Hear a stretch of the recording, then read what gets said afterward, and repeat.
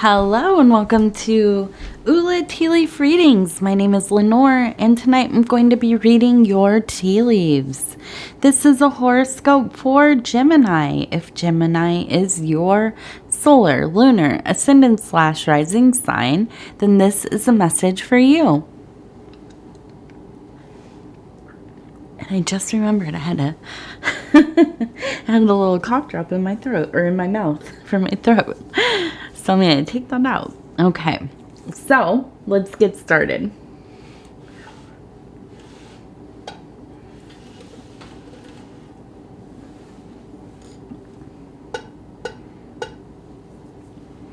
And knock, knock, knock, and let's see, what do these tea leaves have? This one's a mess. What do these tea leaves have to say? What's going on here? All right. Let's look. We have the 5 of Wands tonight. This has to do with strife. I don't understand really exactly because, I mean, I have read the description of the card, but I love the colors and it looks fun. So, I don't know. When I look at it, I'm like, is this strife really? So, I don't know. Anyways, this is all about being kind of unhappy in your work life. Things are kind of challenging, stressful. Sometimes you're kind of dealing with it by being a little reckless, impulsive. But I think this is also leading to a sense of, rearranging things, trying to master whatever is going on and resolve some of the conflicts. Okay. All right. So this sounds like exactly a reading for Gemini. I mean, I feel like this is often kind of the, some of the themes that we talk about. So let's see, we have some really interesting formations here. This one looks like a face. We have a little smile, a little nose, and some eyes. It looks like it's wearing a fun hat. Almost like a crown, actually. So we have this, apparently we have this kind of really elevated feeling of position. Definitely it seems like there is, a sense of being a little bit pleased. This maybe has to do with that kind of reacting to stress or things kind of being a little bit difficult by, making some of those more impulsive decisions.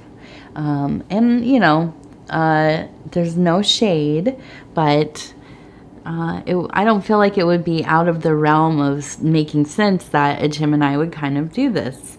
I think that often there is a sense of kind of just finding a way to smooth over, ignore, distract from things that are uncomfortable, or maybe just, you're just really not into that. You don't want to deal with it. So you're going to do something else. I think sometimes, though, instead of doing something that maybe kind of grounds you, brings you a little bit more to like a slow and steady pace, it can get to be a little bit hectic, reckless, chaotic. The idea of maybe sitting in the discomfort does not sound very appealing. Okay, so I think that this kind of the archetype of being like, oh, I'm the boss, I'm the, I'm in charge here, I do what I want, these kinds of things. come up, right? I myself have this problem sometimes, when I get challenged and I'm like, oh, no, no, no. I know exactly what I'm doing, I'm making all the decisions. I'm in charge here. And, sometimes that's okay, but I think that often this can be alienating to other people in your life. This can quickly lead to a chain of decisions that become risky, almost destructive.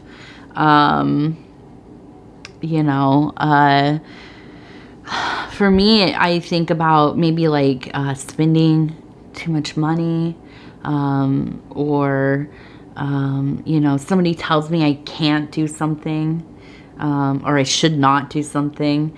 I'm this kind of person where it's like I have to decide for myself, like, oh, I shouldn't do this. This doesn't really work for me. But if somebody says to me first, oh, yeah, Lenor, that's really like not good for you. That's not, you shouldn't be doing that. Then it's like, oh, really? And I've really had to work so hard on that kind of configuration or, reaction, coping mechanism.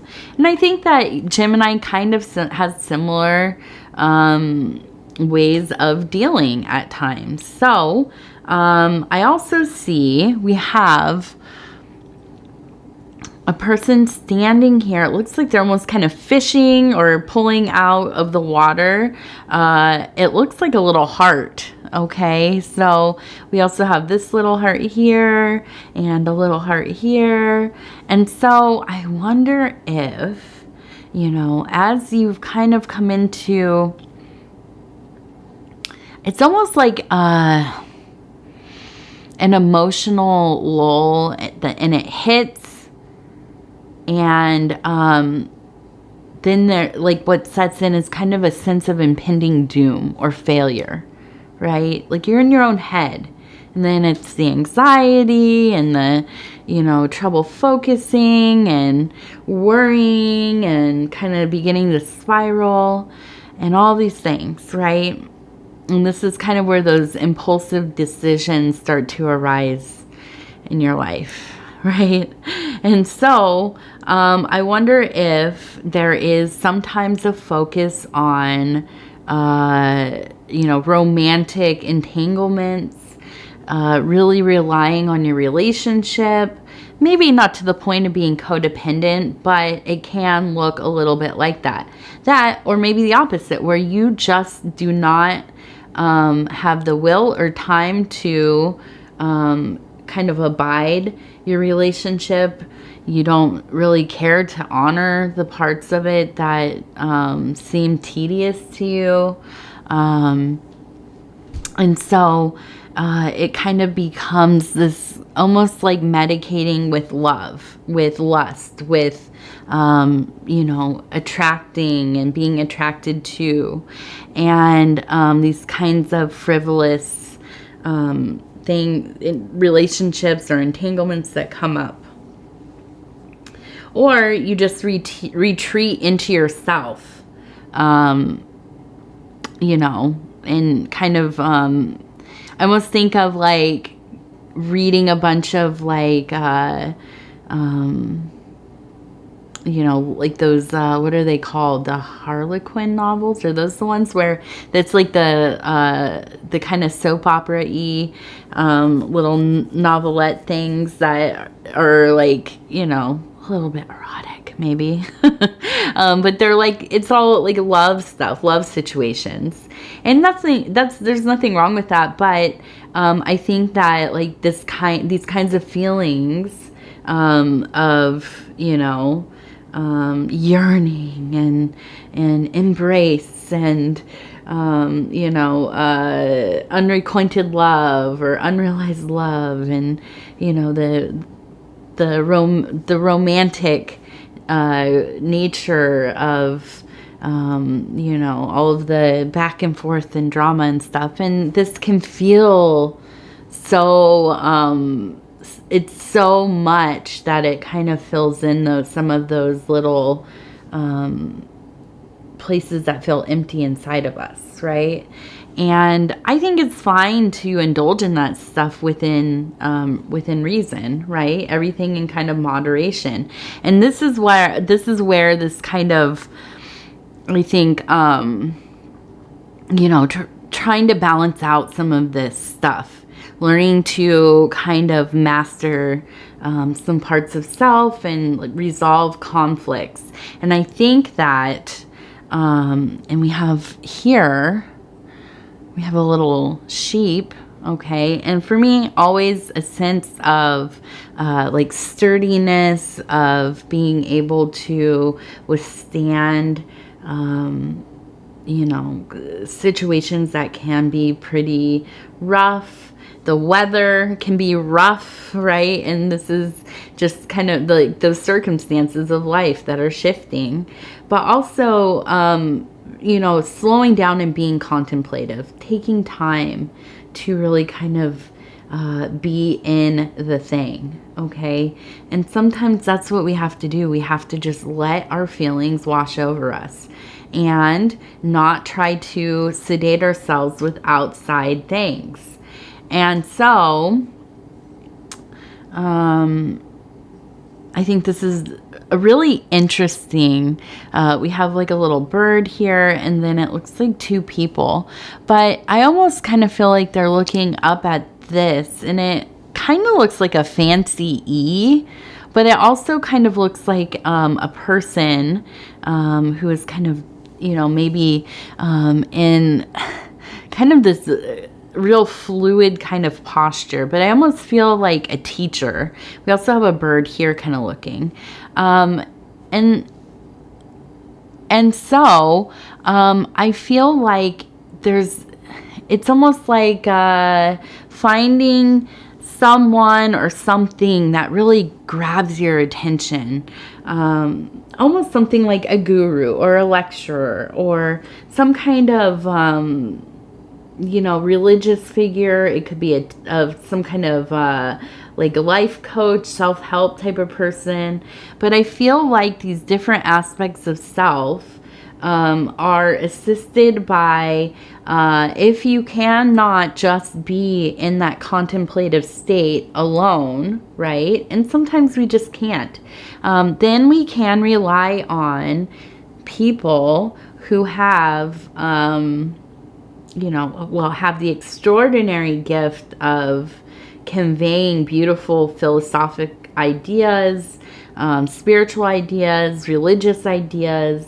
When I know for me, I like to listen to Alan Watts. And I'm not like just plugging him. Although to be honest with you, when I am having like a really difficult day, or I can't kind of get really grounded and settled before I go to bed, I will throw on Alan Watts, because he, if you are not familiar, he speaks a lot on kind of Eastern influenced ideas.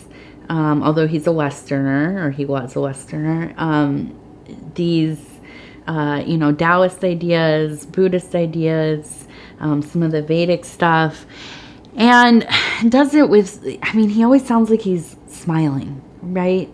He just seems like a very loose, very intelligent, very loving, very complex and conflicted person, right? And just getting lost in his lectures, listening to him, tell his little stories and things. And sometimes that's what we need to find, is somebody who makes us feel at ease and can get taken away on these kind of, trips into our thinking places. Okay. And, another one I really like to listen to is Terence McKenna, or there is the Gnostic, what is it called? Gnostic Students. and they are, people, you know, a group that kind of teaches some of the stuff from Samael. I think, what is his name? Samael Yayor or Bayor or whatever. And so these are, you know, just things that can be so helpful to us. And it can be it can be really anybody. You could listen to like Oprah talk, or, you know, there's so many out there, right? And I think it's important to find these kinds of indirect support sometimes. Okay, things to feed our thinking mind, our curiosity. Sometimes we don't have the motivation or time or, you know, just ability to sit and read books. And so we live in this fantastic time where there are a lot of recordings out there.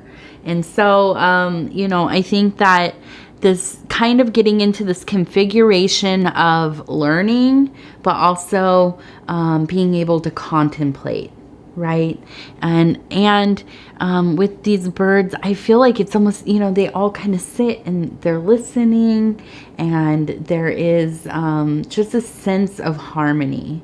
Okay, there's a sense of being, you know, something I like to do is like lay in bed, turn off all the lights, put on the little like forest sound thing on the white noise machine, and then put on also a lecture of some kind, right? And I feel transported. I almost feel like I'm just, you know, out in the middle of the universe with my eyes closed, just listening, right? Just kind of going along and being that, you know, if you've ever heard this kind of imagery of being like a leaf that is being kind of pulled down the river on the current, not fighting, just being kind of brought along. And I get that sense when I'm listening to these things. The other thing, and I'm going to plug this one, even though I have no affiliation or anything, but I like to listen to podcasts too. And there's this, it's a radio show, but a podcast. It's called Desert Oracle. And if you've never heard it, it is so neat. I love the guy that does it, and I can't think of his name. I'm so bad with names. I'm sorry I'm sorry, Desert Oracle, but anyways, you can find it pretty easily. It's a wonderful podcast. I love listening to it at night. It is so cool, and if you've not heard it and you're looking for something, go check that one out. Okay, let's see. So, we just have, you know, I feel like it's just, you're just in one of those times where it's like, if you could just hold on a little bit longer, right? It's all gonna balance out. Whatever has happened, whatever has kind of made you feel like you are, you know, being pushed around, something is like, it's like the floor is falling out below you a little bit, or at least it's shaking, right? Something has changed. It's making you feel unsteady. There's that anxiety rising. If you can just hold on a little bit. We have this beautiful flower. Okay, it's growing. We have another flower here growing. We have a person sitting in a sitting posture here. And then again, we have these birds, okay? So I really feel just this energy of being, you know, your mind is racing, you're worried, but if you could just keep yourself still a little bit, okay? If you can just sit with it, it will pass. These are transient feelings, okay? It's not going to be as serious as you think it is, Okay, and through this kind of little, and this is what mastering anything is about, these little baby steps, these little successes, these wins that we have. Okay, and they get added up and accumulate and become something bigger, right? And then we learn more and more how to control our reactions, how to do and not do, right? Or say and not say what serves us, right? Learn when we need to just be quiet and observe. Learn when we need to turn away and have our own time, okay? To sleep on it instead of making a decision, okay? You know, and to make moves that are going to benefit us down the road. Not just in this moment. It's not just going to make us feel power in this moment or like we're on top in this moment and then fall apart later on, come back and bite us. But we really think about the long game here, okay? And so, you know, I think that this is something that you're very conscious of, and I feel like you are really working on it. And that is wonderful. And that in itself is a victory, okay? I also see this eye here, and I feel like you are really just so aware right now. There's just a feeling of being awake in your life, being, you know, just witnessing the complexity of things happening. Okay, not just the little, like, the same kind of, you know, catches fire and you're putting out fires and hectic, but you're seeing the whole picture, okay? You're seeing how things kind of come and go. How sometimes there are blessings and troubles, right? Blessings and troubles, blessings and troubles. And by rearranging some things, organizing your life in just a little bit different, working on your perception, you know, trying to have a little more control over yourself, tempering yourself, not taking things so personally, realizing a lot of times when people kind of move against us or, you know, bring negative energy or whatever into our lives, it is almost always from a place of great pain. Has little to do with us. So, let's see, what do we have here real quick? We have this beautiful bird. Looks like it's just about ready to fly off of the off of the saucer here. It reminds me so much of like a stork, you know, maybe like a heron, something, one of these large wading birds that just kind of hang out and think and contemplate. I think this is definitely that posture that you are taking, right? Really like seeing how things move, seeing how people behave, seeing, you know, what is going to benefit me and what is not, right? And making your choices slowly, you know, taking your time. And that's, you know, what's going to end up resolving this sense of strife, this sense of anxiety, chaos, impending doom, is by being a thinking person. Okay, it's important to be emotional, yeah, and especially with the wands, it's that unification of the two. But sometimes you gotta let the, you know, somehow kind of turn off the worry mind, turn on the, you know, I'm gonna make it through this logically as something that is momentary. This is something that will resolve itself or, you know, will be resolved. So Anyways, I want to thank you so much for spending this time with me. It is always such a pleasure. We had a little bit of a rough start there, but hopefully this message found you well. I just want to thank you all. We are growing this channel so quickly, and if you'd be so kind as to like the video, it helps us get in the algorithm, and we all know the algorithm kind of runs everything. So that is, you know, where I have to ask you if you would, you know, if you subscribe, or if you would subscribe, hit the little bell. It'll let you know when the next videos come out. Watch your other placements if you feel so inclined. Your solar, lunar, ascendant / rising, your Venus, your